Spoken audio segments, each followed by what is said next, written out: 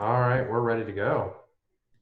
Well, everyone, thank you so much for joining in. It's been definitely some interesting times. Melissa and I have kind of put this together a little bit for everyone so that you can kind of learn from some of the different things that we've done. At Sales Genius, we've gone from virtual to a physical office and then back to virtual. I know, Melissa, you work virtually as well a lot. Mm-hmm. So for many of you who have been now finding yourselves going from an office to possibly virtual for the first time, there's a lot of challenges with that. And hopefully we can kind of help provide some guidance, some insights so that you can get up to speed quicker for how to do it and skip some of the headaches and pain points that we've gone through, through the several years that we've been doing this, so that your teams can adapt and continue growing and doing what you guys do. So, I'm Joel with Agile Genius, and then obviously Melissa here. And Hello. I think what we'll kind of do is start out with kind of some tools that we see a lot used for digital tools that we use for communication, tools that Melissa uses, and then we're going to kind of move from there on into tips, tricks, managing your team, problems that are often found, struggles that your team members may have with just being remote. A lot of us are very social creatures, and then suddenly not having that social interaction with your colleagues can be a little challenging. So with that, we'll just kind of kick off onto our tools and move from there. Sound good? And I am just dropping a note in the chat area for the Zoom link. So if you have questions and you don't want to speak up, or you just want to drop the question in the chat area, that's one way to fire off a question if you have one. All right. Thank goodness for large screens here. All right, so one of the tools that we're using right now is Zoom. We use this in Agile Genius a lot for doing demos of our software, video conferencing with prospective clients. I know, Melissa, you use this as well. This can be used for a lot of great things, meetings with your clients, given that we're supposed to be doing physical distancing and social distancing. This is a great way if your reps are working from home. They can do meetings with your clients. This does work on their phones, so you can still do video conferencing with that. Hopefully they can use FaceTime as well. But this has been a really valuable tool for us as a team out there. I know there's a free version of this, and then there's also a upgraded version for $15 a user on this. Yeah, and you can actually host, you can host as many as 100 people inside a Zoom account for free, actually. They have a 40-minute limit on the amount of time that you can use the free account with that many people. But if you were to try and use it for like a daily team check-in or a daily company check-in, you would definitely more than likely fall below that 40-minute limit, and it would be a completely free tool to use in that way. And we've, like Joel said, we've used it before. We use it currently. It's been super reliable. They've also done some really great things, Zoom as a company, over the last couple weeks. They have made all of their software free to educational systems right now so that teachers have ways to connect with students and things like that. So it's also a company doing some good. Yeah, and if you want to find something funny about that, apparently every child out there is giving Zoom a negative rating on Google App Store. So thanks, kids. They're not liking it, apparently. So the second tool that we use out there, I'm a huge advocate of Slack. I know pretty much most everyone I know uses Slack. If you're not, I recommend it. To kind of explain what Slack is, if you've used Google Hangouts and you've done instant messaging, Slack allows you to communicate. Instead of using an email, every time you want to message someone on your team, instead of having to use an email, you can use Slack. You can have a conversation, you type back and forth, and they're able to engage. It also supports video chat. We do screen sharing on it. We do our morning stand-up calls as well as a team. And then we also have it to where we have shared channels with other vendors that we work with, so that instead of trying to go through your junk mail in your inbox. Slack just kind of cuts that all that mess out there for you. Mm-hmm. Yeah, and somebody on the group chat here, Gary Collins, just referenced Uber Conference as well, which is another good one. It's free. I have used Uber Conference before in the past before we upgraded to Zoom. I found it a little bit more clunky, but that said, it will do the job. If you're just looking for something that's free that will do the job that you need it to do. But with free accounts that Zoom has, that's also really it's a good reason to try that one. And I would say this is geared more towards for internal communication. So we use Zoom for external communication with clients. Slack is more kind of an internal team collaboration tool. So I got a screenshot of it here. So there's a marketing channel, creative team, sales team. And so you can kind of post to real-time form that people can interact on Teams, or you can direct message through there. Mm-hmm. And I'll let you take this one, Melissa. Yeah, Google Hangouts is another one that is free. Obviously, it's a Google product, and it works really well for similar to what we're doing right now with Zoom. You can set up video calls up to 10 people at a time, so that you can have 10 people on video and can allow one person to screen share and swap who can share screens during that call. It's super easy to set up.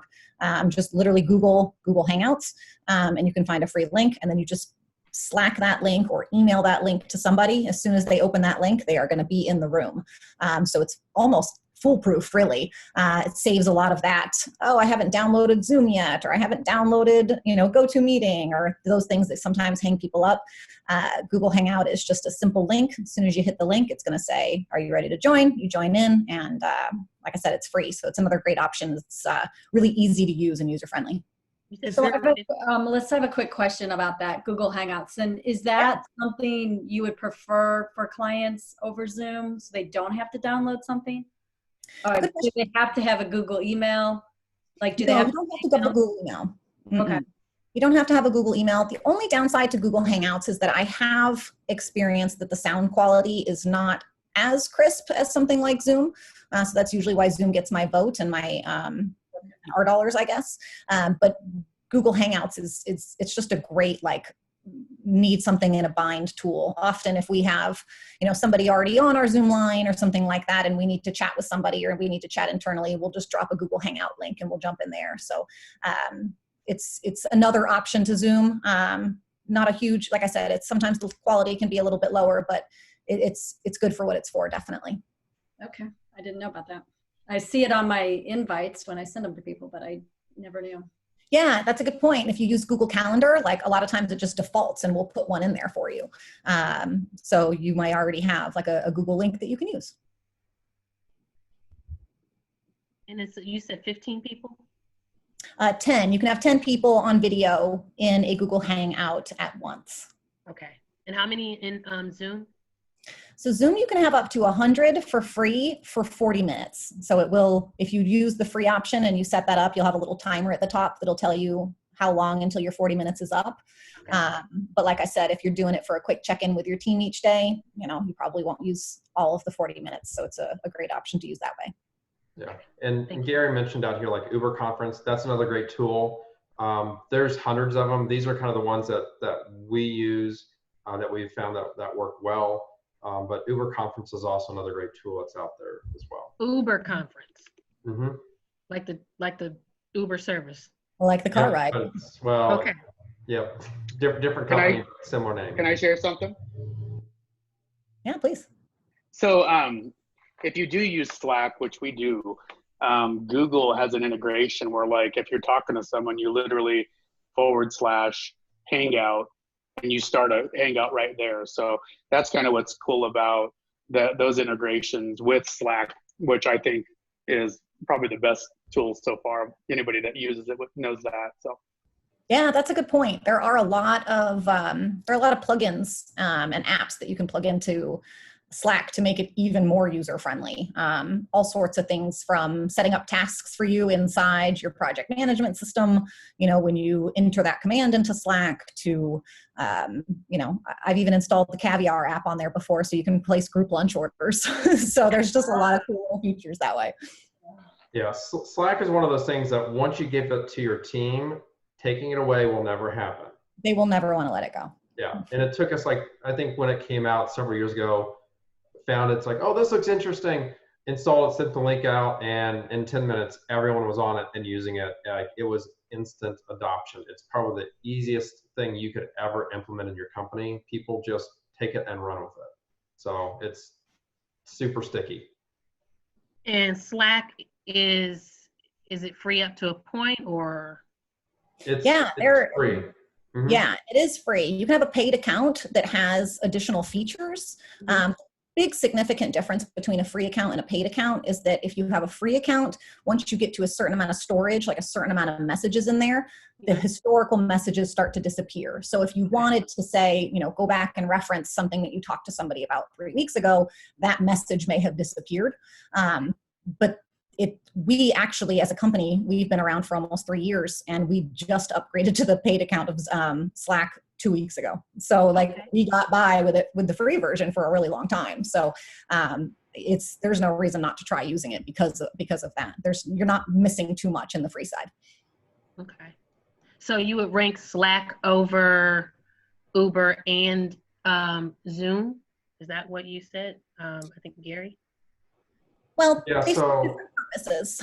Go ahead, Joel. I would, so Slack is a messaging tool. I'm just saying it integrates well with a lot of the other tools that are being discussed, it makes it a really good foundational tool for remote work. Okay. Yeah, so the big difference between Slack is really designed not for external communication to clients. It's designed as, instead of your employees having to pick up the phone or writing an email, they can just type a quick message and it just pops up as a notification. It's like, right now you're probably all text messaging, and this was probably the thing that drove me to get Slack for the entire team. Was my entire team was text messaging me, and so I have work and personal all mixed together. You're just like, I gotta get off my phone, my thumbs hurt. Gotta so by getting Slack, it removed all that instant notification, text messaging, and moved that into a separate area that functions like text messaging. And it has more features than just text messaging, but it's a very similar communication style that you can bring into the company. So that's kind of the difference of what that is. Right now, we were doing a lot of emailing in that. Yeah, Slack will change your world. Okay. It's also great for, I know Joel says it's, mostly efficient for internal communications, but I know on our side, we actually have all of our clients set up in our Slack account as well, so that they can come in and Slack us if they have a question, or just want to, brainstorm about something really quickly. So it's a good place to pull in, your freelancers, anybody that you regularly do business, any contractors that you have. It's another great place to kind of have everybody in the same room. And you can have group chats, right? So if you need to say hey, let's hop in this channel real quick and we're going to talk about XYZ, you can put 5 people in a channel and you can have a quick conversation about something. So it's not actually just one-to-one messaging. You can have rooms, essentially. They're called channels, where you can dedicate them to certain topics. And that's another good way to use it. Okay. Do you feel like that's just one more place to check? Because I feel like I have my emails and I have a networking group who uses something called Basecamp. And we have Basecamp.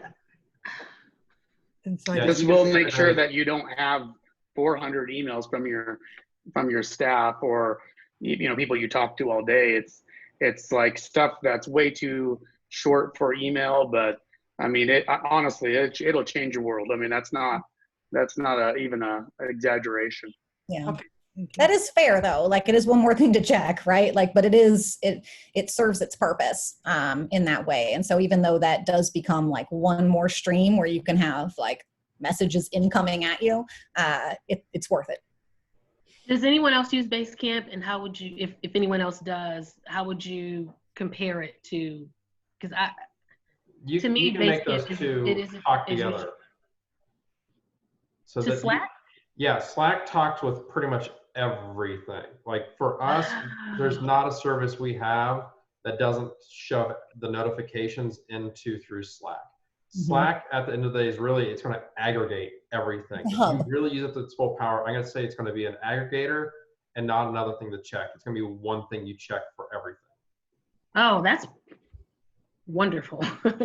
So, all right. If you haven't tried it, Trello. you can try. You will like it. I will try that. I'm trying to get So- everybody on Google Hangouts, but I think Slack sounds like a better way to go. Yeah, it's a good tool. So give it a try, play around and see, you'll figure it out pretty quick. It's easy. Yeah. Hey, this is Charity. I would just add that I have used Basecamp and Trello, and I see those as more interchangeable than Slack and Trello, or Yeah. Slack Basecamp. Yeah. Okay. Agreed, because Slack's not a project management tool, whereas Basecamp is a project management system, a project management tool. And actually that segues nicely into Trello here, which is another great solution to use for project management. It is completely free. And if you flip over to the next screen, Joel, I'll talk a little bit through visually how it looks. So it's a free tool. It's all web-based. So just go to Trello.com and you can set up an account. But you can see here you have these different lists. So the lists on this screenshot are coding, code review, and test. And so these little cards, you have cards within lists. So you might have a list that is, goals for the week. You might have a list that is specific to a specific project. And then all of these cards within this list are tasks. And so you can put certain people on tasks so that they can see that task. Within a task, you can open it up and you can comment and talk to each other within the task. Very much like a Basecamp. We use something called Teamwork for project management, but Trello is a fantastic project management tool that is free and does a job really, really well. And we'll talk about this a little bit more in a few slides, but it's also a way for to keep transparency so that a lot of people can see, what am I working on right now? What order do I have my priorities set in for the week? And if you're managing somebody and you have a you have a Trello account and a Trello list, it's very easy for you as the manager or you as the employee to showcase, like, okay, these are my priorities this week. And your team members can see that, your manager can see that. And then really easy, you just quite literally drag it down. Think of it like a bunch of sticky notes, but in the little project management system. So you can drag them around as something becomes deprioritized, drag something up as it becomes more of a priority. And then again, everybody can visually see, the tasks that are on your list or the tasks that are set within a certain project at any given point in time. Have we discussed? Can we, I'm on sorry. that one, with and this might be maybe a question, Joel, Asana or Trello, and that's kind of why, that's one of the reasons I signed up for this conference is we use Trello. I don't know if we've ever found it really well to use for bigger projects, and it seems like Asana might be better for that. But at the same time, like, what about those daily tasks? Like, is Asana overkill for that? Mm-hmm. So my recommendation is, if you guys are being, basically forced into going virtual, baby steps first. Start with something that's easy, and then as you grow and say, okay, this isn't meeting our needs, then go towards something like Asana. Asana's a fantastic tool. It's going to do everything you can think of, but it may be too much, and you're already got enough things on your plate, let alone trying to learn kind of a bigger tool. Trello is just incredibly simple. You'll turn it on, Right. and you'll be ready to go in 5 minutes. Yeah, and we use it, and it is great. But yeah, okay, cool. And I apologize, I was coming off of another a go-to meeting, so I missed the first few minutes of the webinar. Have we already talked about security? Because I know when I go back to the team, IT is probably going to want to know, is that any part of this discussion with any of these platforms? All these are very large platforms. They have their privacy policies. Security in general, just the IT industry, is a priority. And especially for all these companies, they have dedicated security teams that are doing everything. Again, nothing is 100% secure. It's just a matter of mitigating risk and keeping things, staying on top of things. Your house can be locked, but if someone really wants to get in, they're going to find a way in. Right. So IT is the exact same thing. It's just, okay, we got a stronger door, but it doesn't stop someone with a bulldozer from coming in. So all these are great, there's secure platforms. I wouldn't have too much of a concern with them. Our banks are losing our information nowadays. So, everything is out there pretty much. So, Okay. the other thing is, if your phone systems work, stick with it. If your cell phones are working, stick with it. If you're finding that your VoIP system it's tethered to a closet in the wall back in your office, RingCentral is good. It has an app that goes on your phone. It goes on your desktop. It works on a physical phone. It goes everywhere. For us being virtual, we can have a phone system where we have the actual Cisco phones on people's desks. By phone rings, you can have it forward to phone numbers. It's good. It is not free. I think it's like somewhere $20 to $40 a user, depending on which plan you go with. It has the whole switch system. It does have some really nice features, especially when you're virtual and you don't have a dedicated person answering the phone. You can have it ring everyone's phones at once, including their cell phones. So, good solution for that. People have mixed reviews with it. It's worked good once you get it set up. It's a little hard to get set up, but once you do, it's good. So,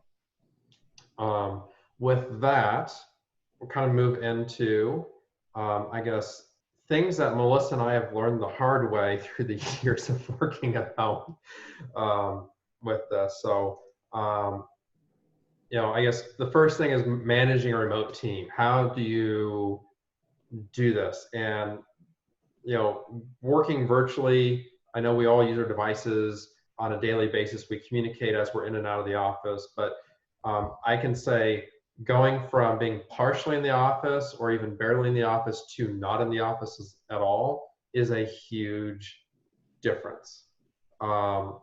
So one of the things that we do is we do a stand-up every morning. We do ours at 9:40, and we're supposed to be off the call by 9:55 is what we do. That way they have 5 minutes to get to whatever call they need to get to. But that is just a quick, everyone hops on a Slack call or a phone conference call, something of the sort, and do a quick, just run through what's going on in the company. Here's what the projects are going on. What's the status with this? Hey, where's sales at? Did we get a new sale? Great, congratulations. Just super quick, not a lot of cooler talk. It's just get everyone in the company on the same page. Because they're not in the office, they're not going to be as easy to coordinate day to day with that. Mm-hmm. Yeah, and that's where that free Zoom account can come in real handy. That has that max of 40 minutes for up to 100 people, but you could easily, depending on the size of your company, put your whole company on there and say, hey, 10 minutes. We do this at 21st Digital. We call them huddles. So we huddle every morning, or a couple, at least three mornings a week. And it's just our check-in with the team. What's going on? Where's this project stand? We all get to see each other's face. And, we're setting our expectations for the next day or so. And it serves just great to keep everybody on the same page, because when you have your team remote, it's easy to, forget that maybe you originally communicated something in a very, much more nonverbal fashion in the past, but, you have to be very diligent about making sure that those things are communicated very clearly, either via video chat or via Slack or an email, to make sure that everybody stays on the same page. Yeah, and that's kind of your opportunity to set the tone for the day, set expectations, any motivation. Right now, I have these kind of horrible, opposite motivational quotes of the day that everyone laughs at, that I read off at the end of every call. Have something to just help set that tone out there. If you can, use video. I'll be honest, I can't get my team to do it because they're like, I just rolled out, my hair sticking out to the side the other direction. But I know we're all going virtual, and there's going to be people withdrawal syndrome going on. So if you can do it, great, more power to you. If you can't, it's not the end of the world. Also, if you get a chance, go out to Google or on YouTube and just, search stand-up meeting. And there should be some good examples of what a stand-up meeting looks like and how that's run. They're very just point blank, it's right down the list. It's very quick. They're very efficient. So a lot of companies, when they're doing, if you have a project manager, the goal is how fast can we get in and out of this meeting. And typically everyone's standing around a board and no one's allowed to sit. So that's typically how they're done, but virtually a little bit different. Joel, when we do them, we have a set agenda, which is what did you wrap up yesterday? What are you doing today? And do you have any roadblocks?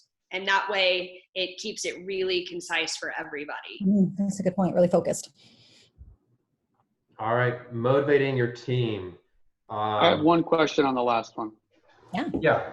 So, and I don't know if some of you actually do stand-up meetings already before this, but what about employees that are usually shy in person and now you're virtual? How do you get them to be engaged? Like, are you asking maybe for each person to give a quick update? Or that's my one worry, just because I do have a few, journalists that are fairly shy already.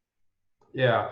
I myself, and I'm a little bit more direct. That's just a personality. I mean, for those of you who know me, it's kind of, see my shock face.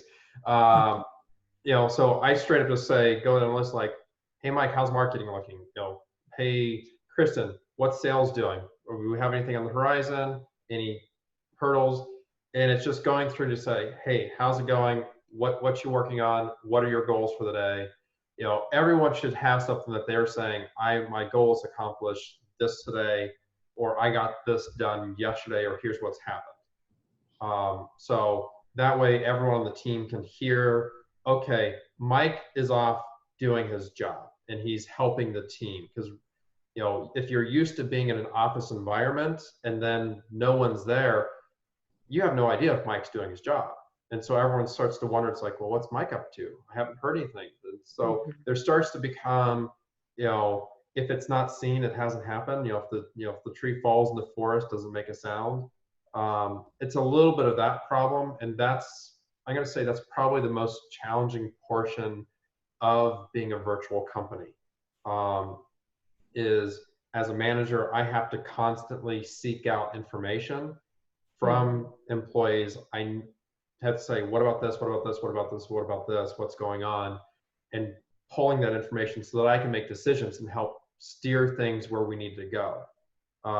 Because if you're normally in the office, you're either overhearing that information or it's being casually mentioned to you as you're grabbing a water break. Having just the normal chats that you would have. You now have to go out of your way to have those casual conversations now.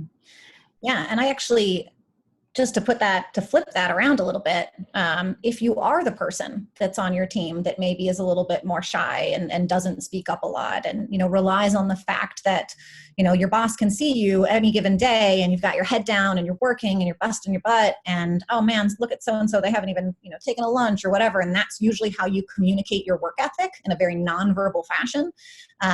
This environment is going to force people to communicate their work ethic differently. So if you are usually the person that puts your head down and just gets stuff done, and that's how you communicate your value, you're going to want to start getting comfortable with communicating non-verbally through things like Slack and chat and video calls, so that you can communicate what you're working on, how hard you're working, what you're doing, in a way that you didn't have to do that when you were physically in the office before. And I know with our director, she kind of gave us a heads up that that's going to be expected. So even if you aren't used to, because we normally, when we were in the office, we had meetings every Tuesday morning. But of course, the directors have to report to CEO and administrative and everything. So she gave us a heads up to make sure we started tracking and just in case we had to give account of what we were doing. So it came up today as she predicted it would. And so now we're all ready. So maybe if the ones that are shy know that it's coming, that'll take some of the anxiety out of having to kind of do it on the spot. Because, if you're very social and you're asked to do something on the spot, it's probably easier to do than if you're not. If you're introverted, you know, they may find themselves stumbling, and then that's going to cause even more anxiety. So I know someone at, oh, I'm sorry to interrupt. no, I'm done. At Deloitte, they have everyone wear different hats every day to be funny, just to kind of be cute, see what people come up with clever. So, because I know when we did our meeting on Thursday, there was only 3 of us out of 12 that were on video. It's just weird. It's just weird. Like 3 of you are talking on video and the rest are not. So Just voices, yeah. Mm-hmm. Yeah, I think We that's actually had a video comes in handy too, just being able to see people. And you know, Kim, you could do something fun with that chalkboard behind you. You know, you could have a different quote on there each day. yeah, You know, that's my quote yesterday. Yeah. It says, the struggle we're in today is developing strength we need for tomorrow. Nice. Well, I'm going to steal that now. But yeah, I think it's all about that too, right? It's all about those little things that make the day a little bit more entertaining or exciting. I love the hat idea. You know, if you were to say like, you know, bring a quote each day or just something subtle like that, just to bring some of that like levity Social. that usually happens when you're in person. You know, when you get on a video conference with your team, you know, especially if you're managing your remote team, it's really easy to get on the call and just kind of get down to business. Whereas, you know, in person, you might sit down and, you know, shoot the breeze for a little bit and, you know, talk about how's the day? Oh yeah, I was stuck in traffic this morning and da, da, da, da, da.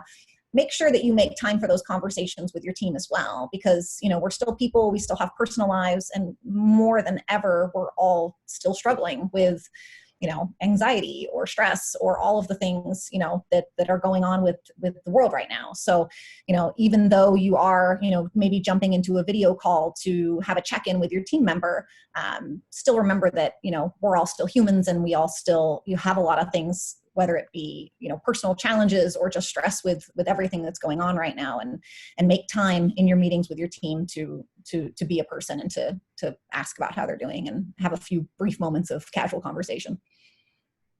We had lunch yesterday. That's awesome. We really had lunch. We all had our lunch out and we just ate and kind of we did talk a little bit about what we were doing, but and it was weird because I very rarely go to lunch with my colleagues, but I missed them. And so having that just designated socializing was really good for morale. Totally. Yeah. Yeah. And I think we might even touch on something like that similar in a couple slides, but that's such a good point. Yeah. Motivating your team. This is always an interesting thing as far as, you know, now when you're virtual, you know, you're used to communicating a certain way. It's like, hey, high five, good job. Well, now it's high five and you're not there. So, you know, encouraging, you know, your team members can be a little bit challenged with that. That other thing that's interesting with virtual is just their motivation day to day. And this is something I struggle with a lot of employees who come from a office setting and then they come to us and then we're just like, hey, we work virtual. And so they'll struggle for a couple months, like getting into things, just like, okay, I'm finding trouble getting motivated in the morning, getting things going. You know, my work is staring at me in my living room. So, you know, a few things I recommend for everyone who works from home. I've been working from home for, you know, almost 15 years now, is you have to have a routine. It's you get up, I walk my dog, he gets his treat when we get back in the door, because that doesn't happen. He barks at me, then he gets breakfast, and then I get my own breakfast after that, catch up on the news, do that, and then I go and I'll start work. I recommend having a dedicated workspace. This is probably, for me, my work just follows me everywhere, but for a lot of employees, it doesn't. So encourage them to set up a workspace someplace where when 5 o'clock rolls around, or, you know, when 8 o'clock starts, that's where they're at for the day. And then when 5 o'clock rolls around, they need to walk away from that space. And the issue that's a challenge is starting out the workday is hard just to say, get going, and they need to get dressed and, you know, put on a polo shirt. Don't stay in your pajamas. Like, that is the worst way to run your day. It's get dressed like you're going to go out in public, even though no one's going to see us for the next however long this is going to be. So, that's part of that. And then at the end of the day, have a routine for ending the day. It's you go walk the dog at 5 o'clock, you change out of your polo shirt into something more casual than that. You go get a snack, have some tea, something as this is a mental shutting down work and transitioning. Because if you sat on your sofa all day working on your laptop, 5 o'clock rolls around, you shut the laptop, put it on the coffee table, and then you turn on the TV, you are still in the same exact space that you were when you started the day, and then your work is there right in front of you. So get some physical separation and get some sort of a routine that signifies mentally that this is the end of the day. Like, I can't stress the importance of that. I do it. And I know I've had to really stress that for my team members, and it does help. Mm-hmm. Joel, can I ask a question? Maybe both of you or Gary could chime in on this. I am having the worst neck aches, which I've never have, because I guess I do the stairs at work. I go and see clients. I go down the hall at work. I mean, I'm moving a lot, and I don't have a standing desk. But I think I'm gonna have to do something in my kitchen or do something because it's. What do you guys do? Like, how do you keep your keyboard? And I mean, my hands hurt yesterday because I was using the keyboard so much.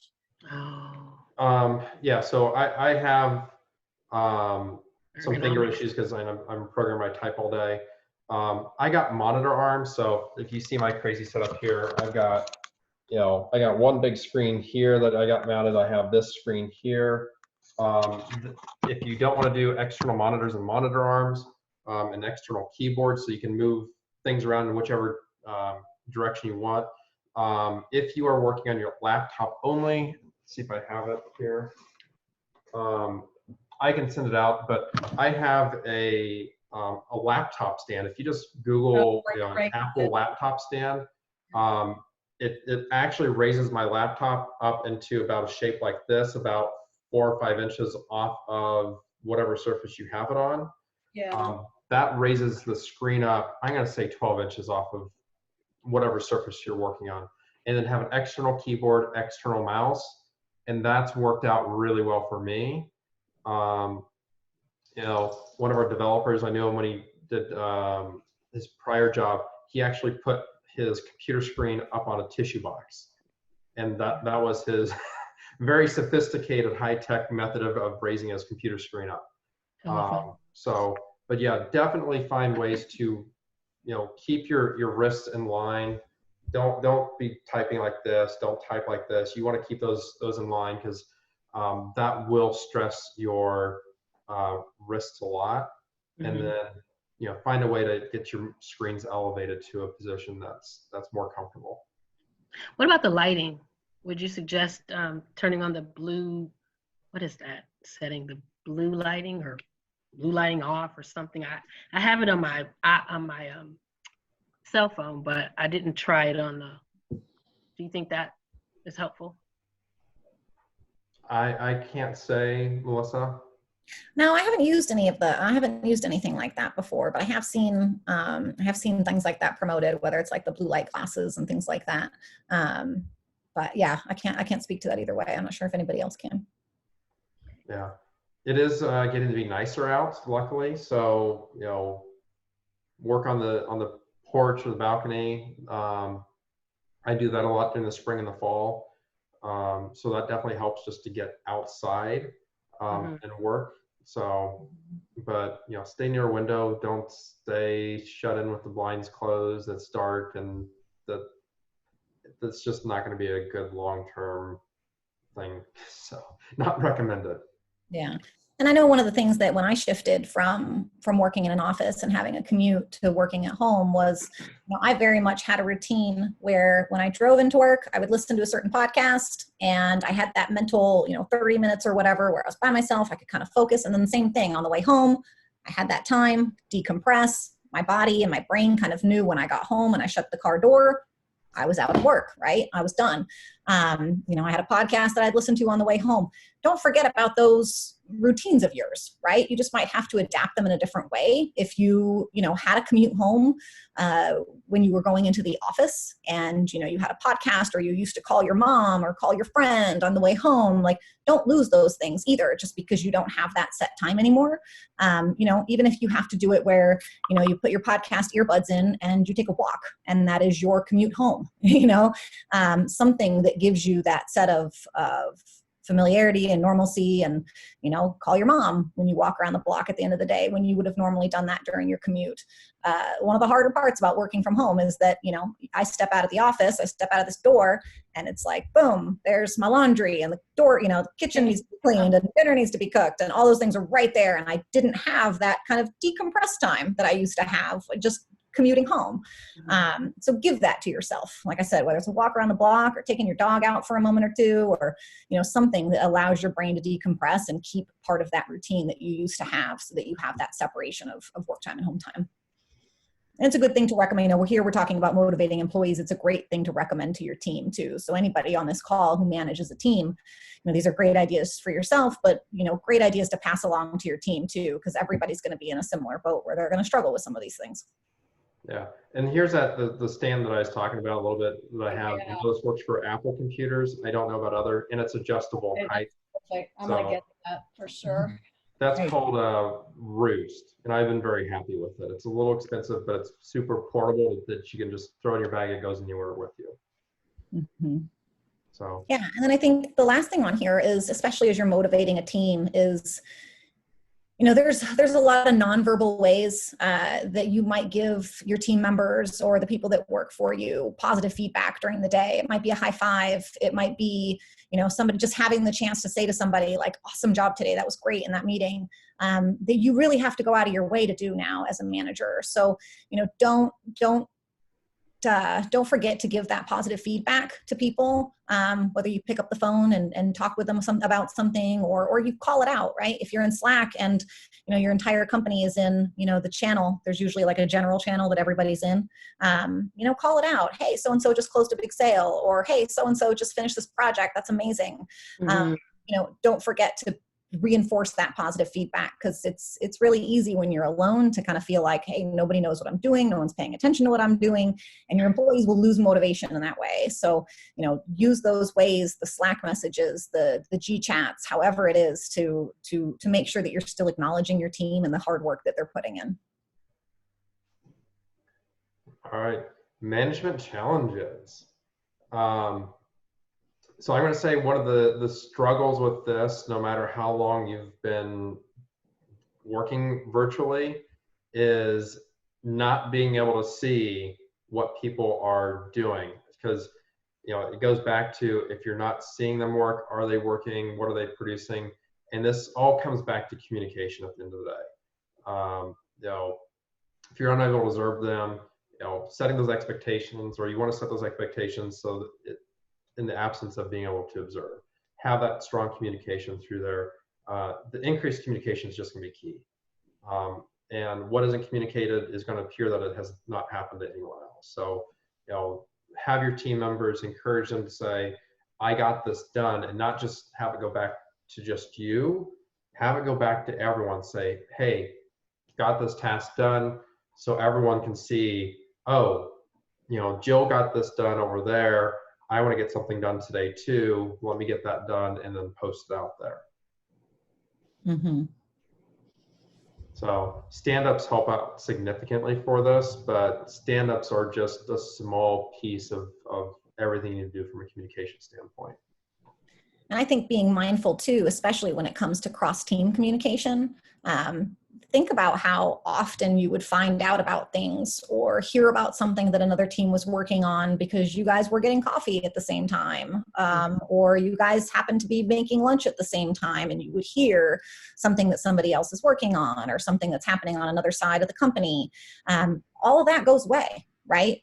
When everybody's working from home. So, as a manager, you have to be really diligent about making sure that things are very intentionally communicated, not just within your team, but cross-departmentally as well, because you don't have those same, run-ins at the restroom or run-ins at the coffee pot where people are sharing information and finding out that, somebody's working on something really cool. Make sure that you're very explicit with your communication, because a lot of that communication happened without us even realizing it. And now we're going to have to be a lot more intentional about it. All right, keeping your sanity. I think this is probably more important than just, over the next 8 weeks or however long this takes. Hopefully, the shorter the better. But definitely keeping a routine is important. Melissa mentioned before we hop on this call, schedule coffee breaks with your team members. Just grab your cup of coffee you normally would get and hop on video chat and just sip coffee and talk. Yeah. So, make time for those communications of how are the kids and how are things going, and, dedicate a little bit of time with a cup of coffee. Danielle, you said a few minutes ago that you guys did lunches, where you did lunch together. That's fantastic, right? Because we're all going to miss that socialization, some more than others, right? Some people are truly extroverts in the way that they glean their energy. They bring their energy from being around other people. And so for people like that, it's going to be particularly challenging to be at home all day and, maybe not have anybody at home with them. So scheduling departmental lunches where everybody grabs their lunch and sits down and talks together, doing it over coffee. Or if you have a good friend at work that, every morning when you walked in, you guys would sit down and, chat for a little bit, do that, just do it over video. So it's important that we don't lose that interpersonal communication that happened so organically when we were in the office. We just have to go out of our way a little bit more to make it happen when we're at home. Yeah, and I know I already touched on this a little bit earlier. Have that routine, get ready to work, throw something on that resembles anything other than pajamas, shower, as your mother always said, wear a clean pair of underwear. You never know when the time has come. You never know. So just, get ready with that, and then also have that routine for ending your day is important as well. So with that, I guess we'll kind of open up with if there's anything else you guys are curious about. I know we have several people on here that have had years of experience working virtually. What concerns, questions, things that you guys are presently struggling with this transition? Or even tips and tricks to share that you're currently adopting. So I have one for I guess for those of you that do work remote already. I've looked into, like, let's say for stand-up meetings, there are even Slack bots for that, right? So where it's the same questions each day. What are you working on? What'd you get done yesterday? Is anybody using any of that, like Stand-Uply or have you looked at any of that? We haven't. I don't know, Melissa, I haven't heard of it. For what kind of function? Explain it again. So it's a virtual stand-up meeting, right? So through Slack, it's going to ask them to fill out, different questions and what they're working on, and maybe what their long-term projects are. And so then each day or whatever interval, you're getting that feedback from them. You can also do video or whatever you want, but this is truly like a Slack bot that goes out and sees what they're working on each day as they work remote. Interesting. Geekbot is one, and Stand-Uply is the other one. Nice. Did make me think of something though. This isn't the same thing, but we on our team, we use the Slack bot. So if you're on Slack and you're currently using Slack, or you're thinking about using Slack, it's got a lot of just fun elements to it, whether it's sharing gifts or sharing, whatever it is within there. One of the things that we do that's kind of silly is Ashley on our team is you can kind of program Slackbot on the back end so that if anybody uses a certain word or says a certain thing, the Slackbot, which is like a little person in there, it's called Slackbot, but it's like another member inside your Slack channel, will automatically say something whenever that word is used, right? So, if the word is, awesome, like Slack bot will jump in and say, this team's on fire, so it's just like little funny ways that kind of help people chuckle throughout the day. So if you currently have Slack or you're thinking about using Slack, that can make things a little bit more entertaining, add a little bit of levity to the day. You can do it on the back end and not tell people when you're doing it, and then it shows up and it's kind of a surprise. It's another way to just keep things silly and keep things fun.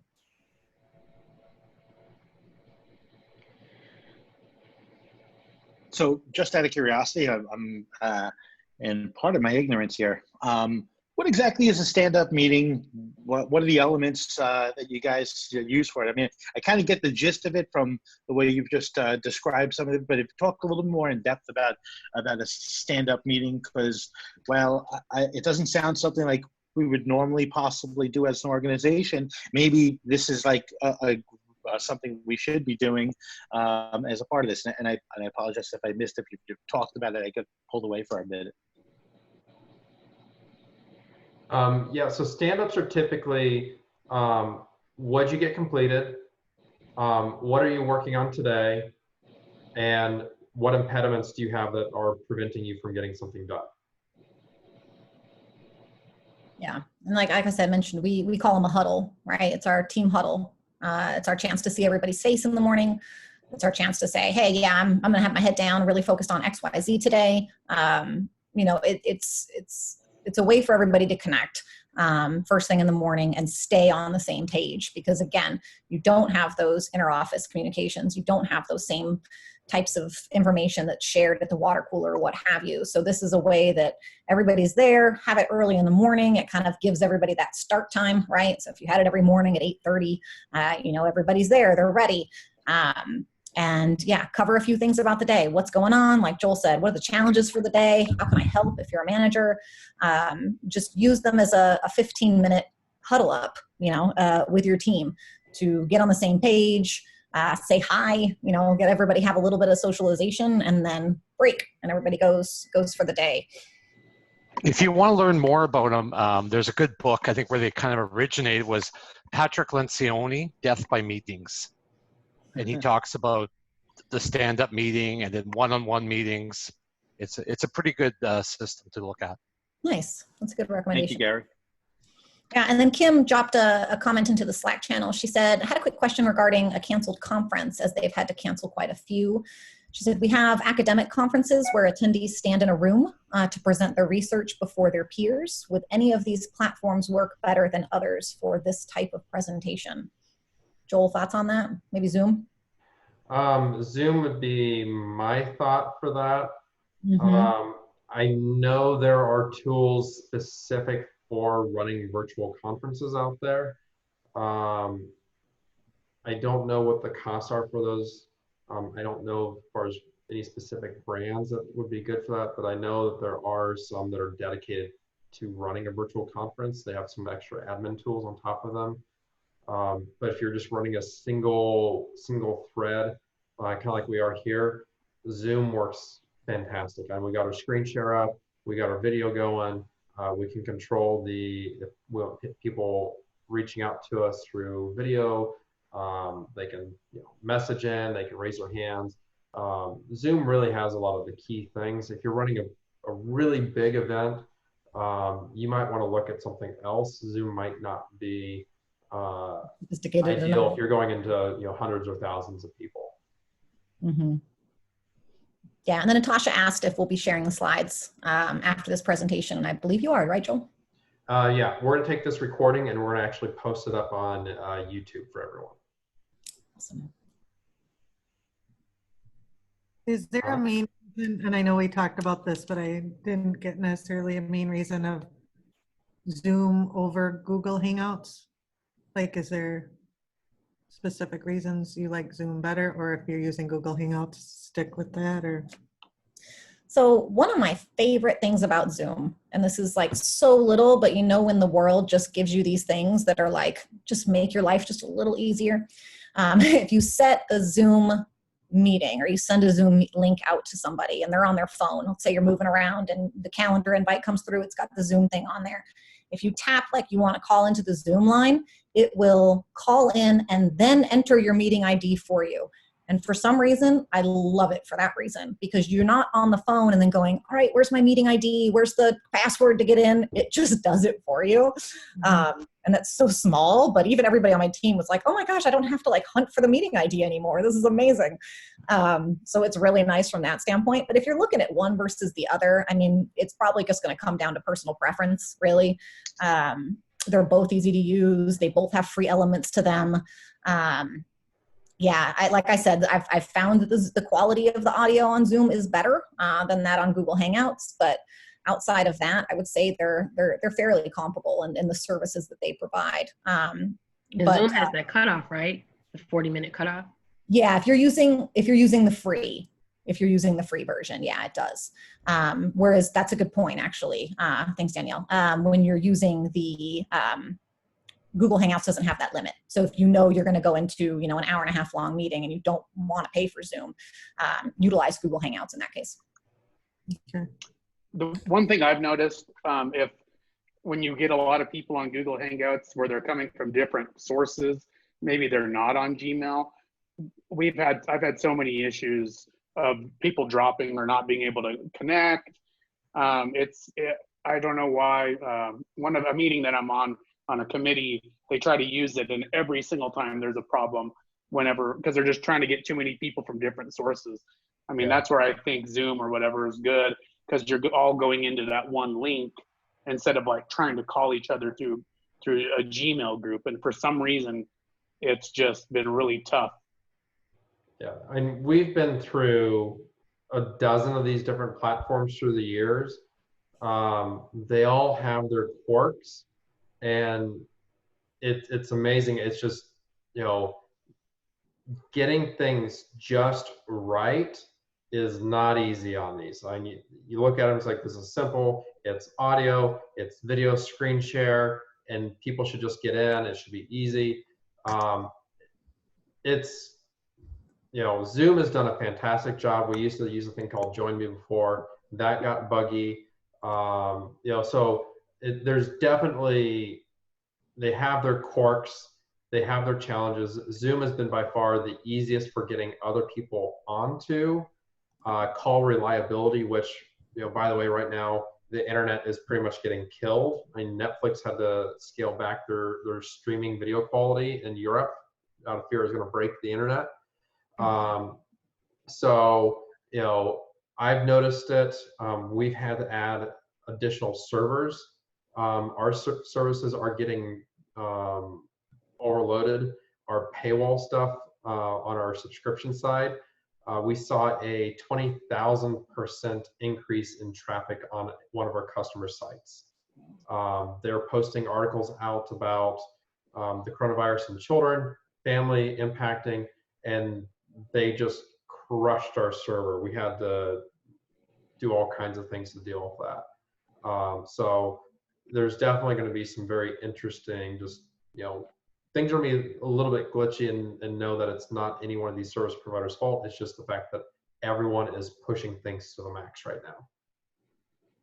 And just to pile on top of that, so we use for our webinars GoToWebinar. GoToWebinar, it pooped the bed. We had actually a big webinar that was supposed to happen, and we had 400 people registered for the webinar. Only about 70 people were able to get in. We got dozens of messages of people actually saying that they couldn't get in to GoToWebinar. And listen, it's not their fault. No one expected to have this spike in activity. We also are a Zoom customer. We do Zoom for our smaller meetings, soon to be our huddles or stand-ups.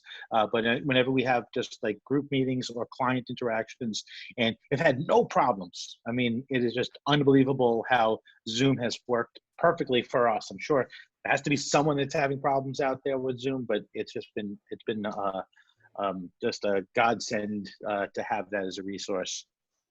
Do you have the paid version, Andrew? We do, just because I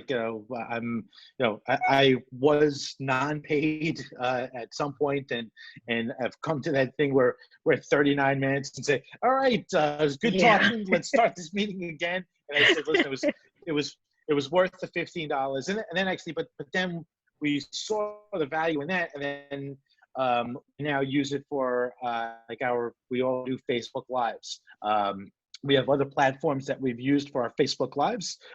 They've had problems this week. It's because everyone's doing Facebook Lives. Yeah. So Zoom, the Facebook Live has worked flawless for us, and it's just such a great predictable experience, and everyone has the Zoom either on their computer or on their phone, so no one is unfamiliar with how to use it. So Zoom is just like it's worth $15, and once you start using it, you're going to be addicted, and it's difficult to stop, and you start to look at all these other features, and they can do webinars, and just a great product. And also worth noting again, I know I mentioned this at the beginning, but as of a week and a half ago, the CEO of Zoom made all of their services completely free to any K through 12 school across the country, which is just really cool, right? So when you see a company doing something nice like that, it's nice to be like, all right, cool, they're good in business too. Yeah, I was just asking because besides my business, I also run a nonprofit theater group, and we were ready to perform in a few weeks, and now we can't even get together at the community building.